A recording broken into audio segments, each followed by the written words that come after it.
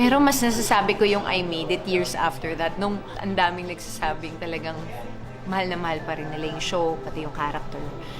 Ang daming moments in my life, in my career, na pwedeng, parang bawat role, nag-dar na ako, nung, I don't know, nung nag-theater ako. Hindi ko siya masasabing I made it because I'm the best actress.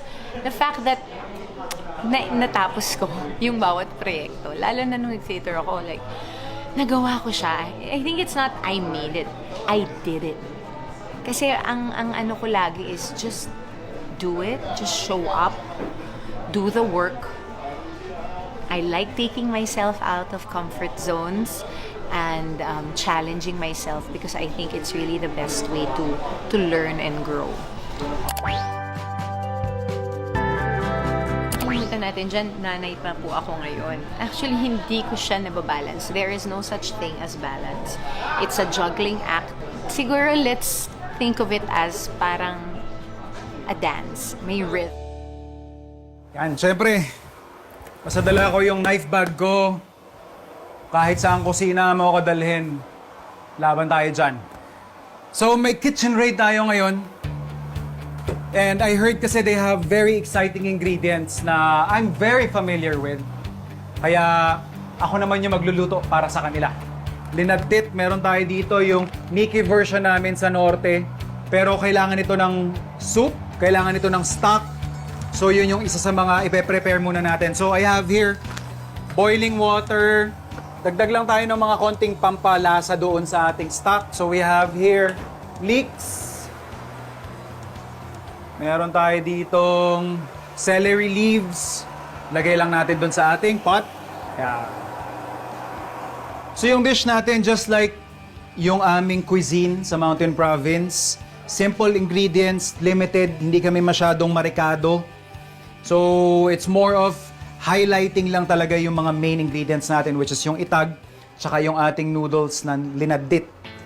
So we have our smoked meat, smoked and cured meat. So we're just gonna get a portion, thinly sliced, para mas mabilis din natin siyang maluluto. Ayan o, makikita ninyo yung fermentation na nangyari, yung curing process. That is the smoke ring. Ibig sabihin hanggang doon nakapenetrate yung essence ng ating smoke. Yan. So that is an assurance na malasang-malasa yung ating kiniing. And then, yung ating inasinan. So, slightly smoked din siya. We're just gonna remove yung buto na part.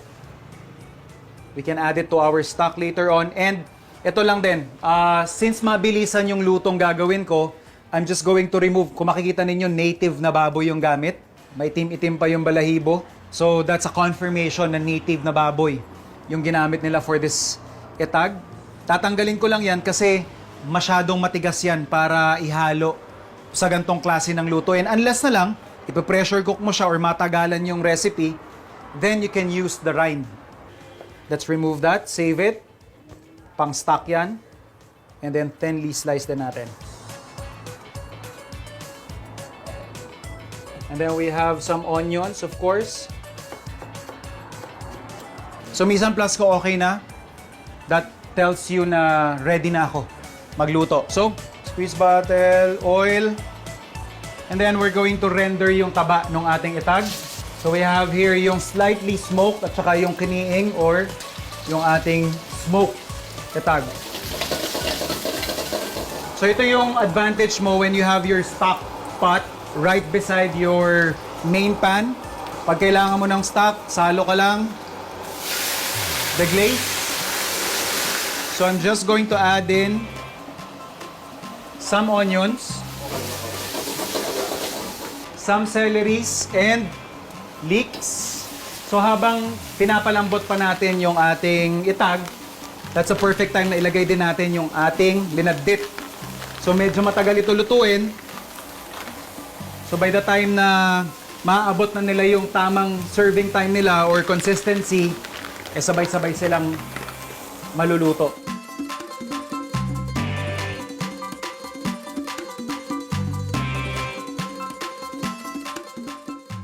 So adjust lang natin yung seasoning.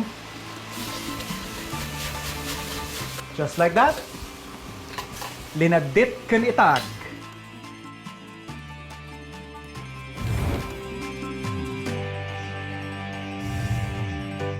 Nakapudpudutan na ang mga ingredients mula sa kusina mo.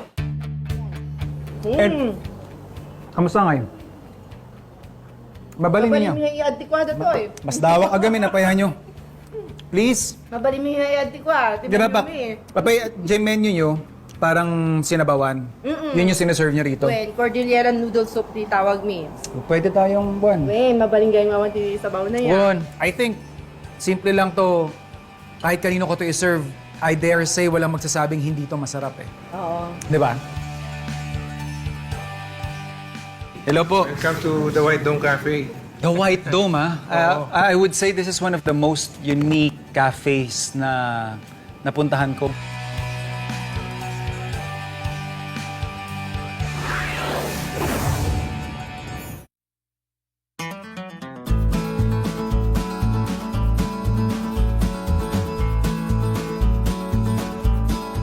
Hi Food Explorers! Kasama pa rin natin yung game na sa Hailey at nandito kami ngayon sa LU. Yes! Specifically, sa Kadwa Cafe, home coffee, pero syempre, hindi lang coffee ang meron sa kanila. Mayroon din silang food na siniserve dito, Yep. guys. Kagaya na itong burger! Naikwento sa atin ni Sir Domino kasi nung nasa school pa siya, ito yung isa sa mga binibenta niya. Yes. Ayan. So, Gumagawa siya ng mga sandwich doon. yes. Ayan. So ngayon, binitbit niya nung may sarili na siyang pwesto, which is sa bahay nila.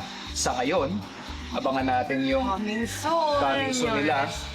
Alam niyo, mayroon sabi na dapat daw, kapag first date, huwag daw burger yung kainin, chef. Oh. Kasi, ka naman. Pero kukontrahin ko yun ha. Pag first date, gusto mo makita kung paano niya inaatake yung burger. or paano ka-messy, kung gaano siya ka-comfortable. I'd go for burger. Kainin yeah. ang burger. Tama naman Look yun. at that. Thank you po. To the honor. Yup. Eto na sa akin. Cheers. Cheers!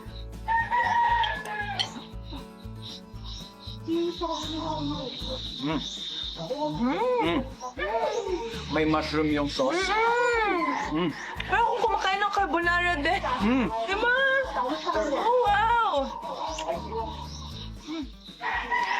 Mismo. Ang sarap ng sauce. Saktong-sakto dun sa patty.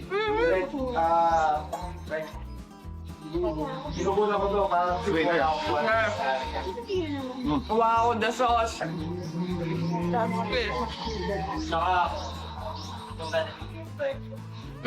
Magkano ang presyo?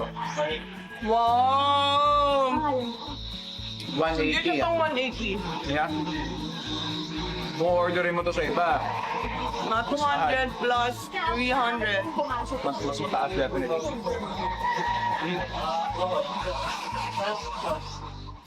Sinasabi natin kanina, hindi pa natin kayang kumain eh, no? Pero hindi. I'll go for a second bite. For a second slice. Kain na lang po. Sarap na to with hot sauce. O Hailey, guys, nakita nyo naman, marami pa kaming ubusin ni Hailey dito. Tuloy-tuloy lang yung food adventure namin dito sa LU. Of course, malagi every Sunday, farm to table, after Sparkle U, only on GTV. Let's go!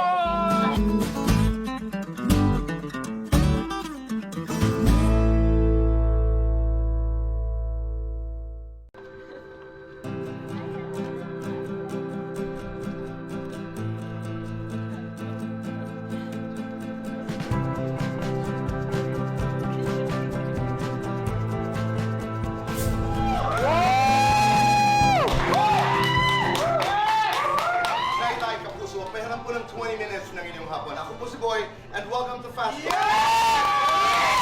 She is talented. She is beautiful. And she is smart. Night-night, Kapuso. Please welcome Gabby Garcia.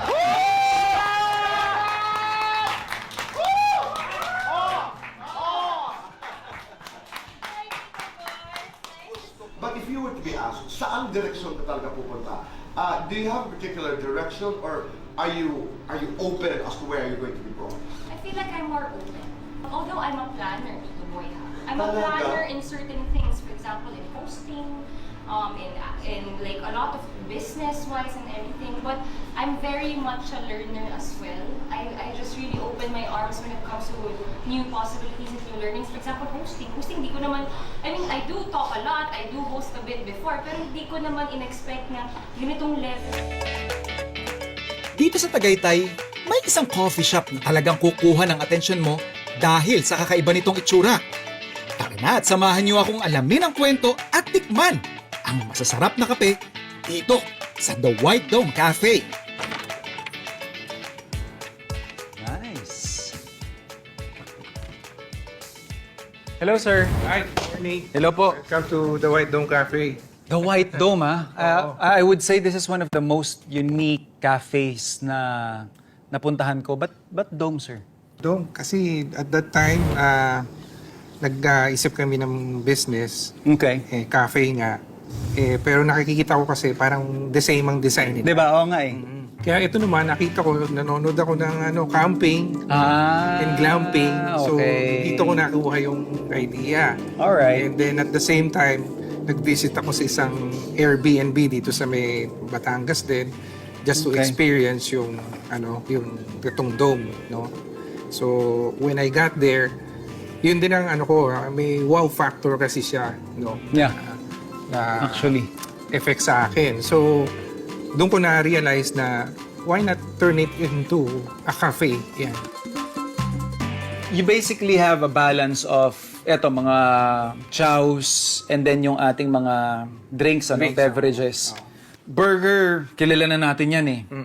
Curious lang ako, I mean, pag titingnan kasi ng ating mga viewers, para lang siyang toast na may egg.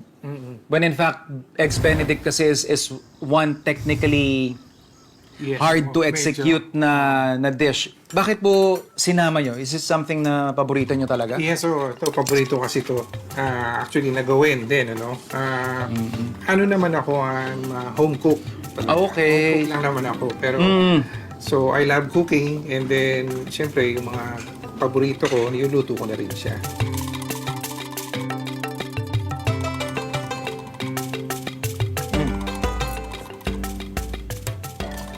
Ang ganda nung touch ninyo ng smoked bacon.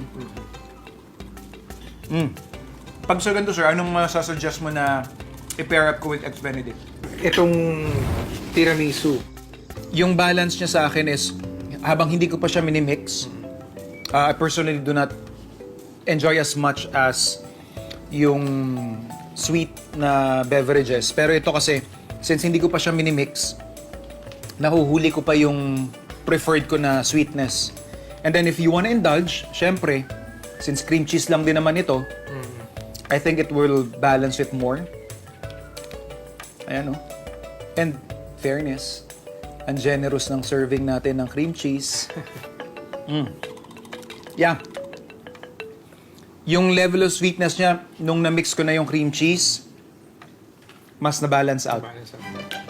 What's the difference with White Dome or Dome Burger natin? Ito is 70% na meat Lean. and then lean and then 30% ang fat niya. Okay.